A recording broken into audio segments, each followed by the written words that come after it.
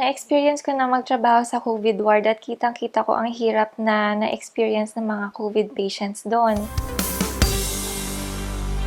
On behalf of Else Planet, we would like to emphasize that this video was made from a neutral standpoint and is not meant to promote or discourage the taking of COVID-19 vaccines. The goal of this video is to simply know and understand how Filipinos around the world feel about taking the COVID-19 vaccine, with it being administered in various countries with Filipinos and soon the Philippines. None of the answers mentioned in this video should be taken as fact. The thoughts, views, and opinions that will be shared by those featured in this video do not reflect those of this channel and the Filipino people as a whole, but will be based on their personal knowledge, understanding, experience, and research of the topic at hand. Viewer discretion is strongly advised. If you were given the chance to take the COVID-19 vaccine as soon as possible, would you take it? Why or why not?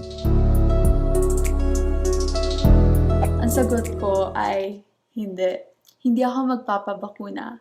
So first of all, hindi pa natin alam yung long-term effects nito, yung mga side effects ng pagpapabakuna dahil nga it's less than 1 year since nagawa yung bakuna na ito, and our bodies also handle the virus differently. Iba-iba yung dosage, kung gaano kadalas, and kung gaano magiging kaepektibo itong bakuna na ito sa katawan natin. And I think na kailangan marami pang mga pag-aaral na isasagawa considering the different cultures and their tolerance sa vaccines or medicines in general. And also yung sample size, I think na it's still low, and also considering na a lot of people din ay takot magpabakuna. Kaya considering din kasi yung Filipino culture na it's quite traditional na as much as possible you wouldn't want to take medicines in general. Personally, yung family ko din kasi hindi sila sang-ayon sa pagpapabakuna, kaya ako din may takot sa akin na magpakuha nito since ang dami nga mga risk. So I think na it's still too early para magpabakuna. Kaya kung mabibigyan ako ng pagkakataon na magpabakuna kahit na libre ito, hindi ako magpapabakuna for now. My answer would be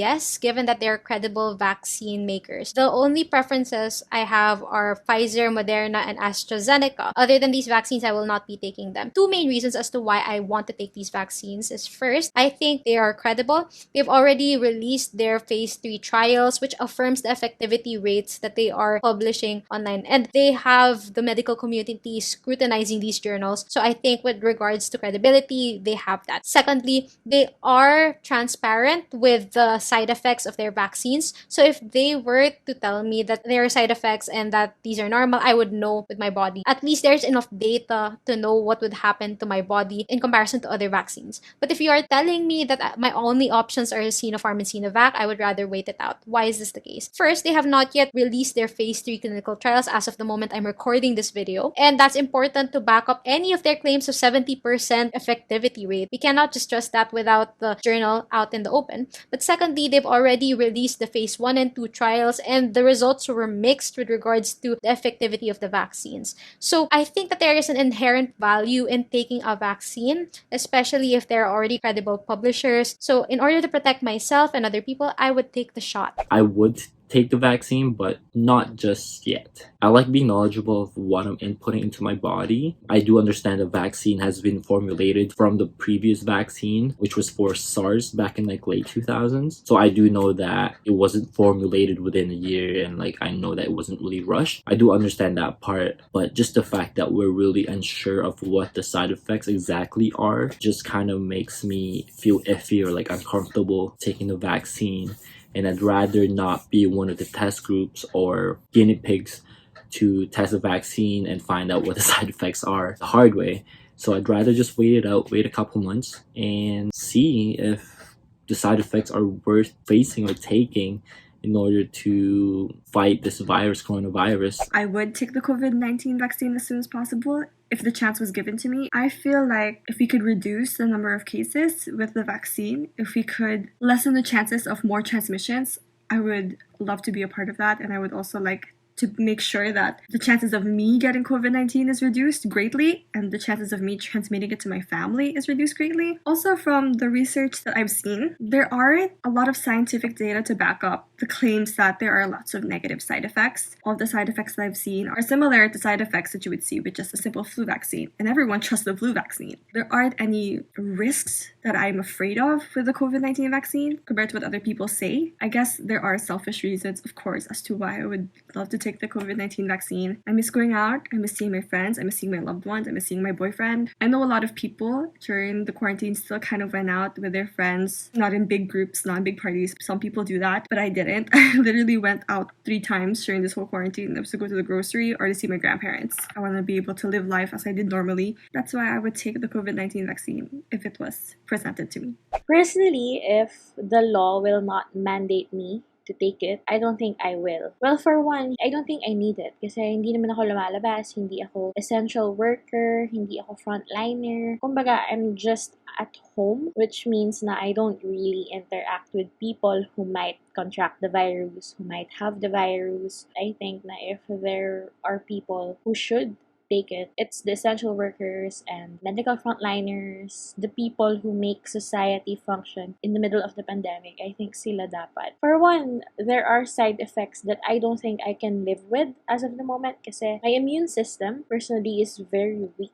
According to the things that I've read, yung mga side effects are over fatigue, fever, dizziness, and these things, even though they say na yung side effects are short-lived or kumbaga sandali lang, I don't think I can live with it because as far as my weak immune system is concerned, I get fever because of the side effects. It's gonna be hell for me. I don't think I can afford to be sick right now. Para sa akin, hindi ko na siya gagawin. Not at this moment, siguro sa susunod. Natatakot kasi ako sa long-term na response ng vaccine. Kaya hindi ko muna napaplanuhang gumawa or magpa-vaccine ngayon. May mga phases din kasi ito. Ang target and selection nyo ng phase 1 is 2 to 5 years. And then phase 2, 2 to 3 years. Phase 3, 5 to 10 years. And kailangan pa ng approval up to 10 years kapag okay na talaga ang vaccine. Ang HIV nga, na-identify noong 1984, na after 36 years, nasa phase 3 pa lang siya. May mga serious kasi tayong outcome ng long-term na response which can have any seizures or allergic reactions. Kaya natatakot din ako. I, for one, am planning to take the COVID-19 vaccine as soon as it is readily available. This is because this is our only shot at getting things back to normal. Last year was incredibly tough for all of us. This year, things aren't any better right now. But if most of us get the vaccine, hopefully, things will get better soon. We all want to travel again. We all want to meet our friends again. We all want stable jobs again. And this vaccine is the only way we can do it. And as for those conspiracy theories saying, what about zombie outbreaks and transforming into alligators and mind control and stuff like that. Countries out there have already vaccinated millions of their own people as we speak, and I haven't seen any sort of apocalyptic conspiracy theory thing going on there. Yes, I would take the vaccine to protect not only me, but the people in the community. I strongly believe that this is for a better tomorrow. This vaccine will finally defeat the virus and bring back our old lives, where we travel, where we can finally see and embrace our loved ones. Yes, of course, definitely. Magpapavaccine ako. In fact, meron na nga ako schedule this week. So, pinipray naman natin to. And it's good na din kasi at least para somehow ma-alleviate natin yung fear natin na makahawa tayo at the same time mahawahan natin yung iba, di ba? So, for me, it's a good thing. And saka para na din maprotektahan din natin yung mga family members natin, di ba? Especially ako kasi nasa office ako madalas. So, for me, it's a yes. Kung ako po yung mabibigyan pagkakataon na mabakunahan, hindi ko po ito gagawin. Sa dahilan ng ito'y bago pa lang. Hindi pa natin alam na talagang 100% subok, mga side effects sa iba-ibang tao. Kahit na ito'y aprobado ng World Health Organization at mga ating gobyerno. Sa akin po, magpapabaksin ako, siyempre. Para na rin sa pamilya ko, sa aking asawa at anak. And at the same time, it's help para sa ating lahat sa buong mundo para hindi ka makahawa. At the same time, hindi ka rin mahawa ng sakit. Kung magkaroon sila ng patunay na itong COVID vaccine ay walang side effect sa katawan ng tao, ito ay mas makakabuti sa akin kung ako ay kukuha nito. Dahil ito po ay makapag-preserve o makapag-protector sa kalusugan ng bawat isa. Pero kung ito ay may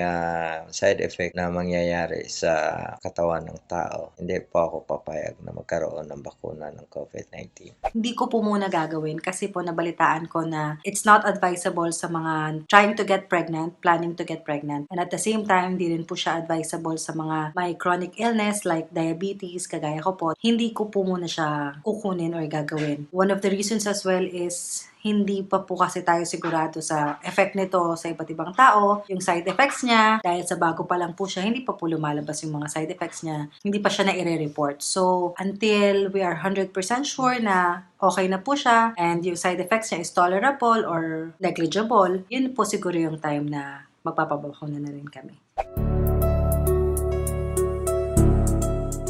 For me, absolutely, I will take the vaccine. It's very important, especially today. It's been a year since the pandemic and we've been praying to have this vaccine. As for me, I'm willing to take the vaccine.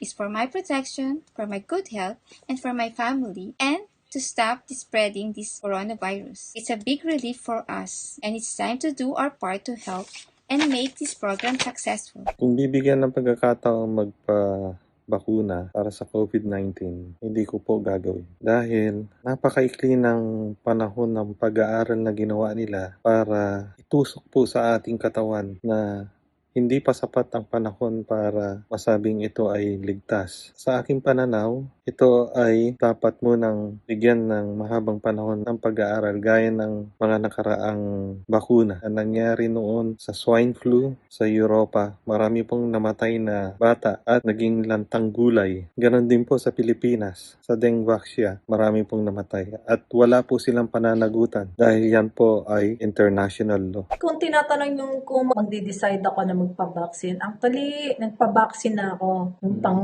10, January 10. Kaya talagang decided talaga ako ever since. Dahil alam ko na isang way to para ma-prevent ang virus na maka-penetrate sa katawan ko. Lalo na ako ay isa kasama sa mga vulnerable na dahil sa sakit ko. I was diagnosed na mayroon akong cancer. I am diabetic and hypertensive. Kaya kahit na may mga ganun akong conditions, naniniwala ako na talaga magpapabaksin ako. Ginawa ko na nga noong January 10.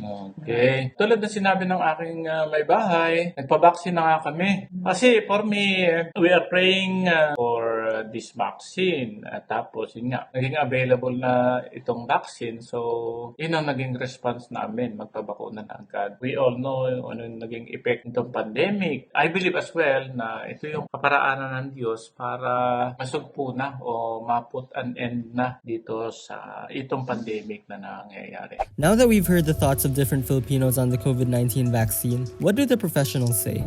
I currently work as a medical laboratory scientist. With my line of work, I have seen the rising cases of COVID in my community. So when I had the chance to take the shot, I jumped right on it. I did experience some mild effects of fatigue for about 5 days, but I recovered and I'm scheduled to get my second dose. I'm a huge advocate for vaccination since it prevents the transmission of diseases. So if you would like to protect your family, friends, and your community, I would highly encourage you to get one if you had the chance to. Absolutely, yes. I would take the COVID vaccine. Actually, I'm fortunate enough to receive the 2 doses of COVID vaccine recently because I work as an RN in a state hospital here in Texas. And to my experience, I did not have any side effects when I got my COVID vaccine, and except for the little soreness to my injection site. And I decided to get the vaccine because I want to protect myself, my family, and my patients. Bilang frontliner dito sa Pilipinas, go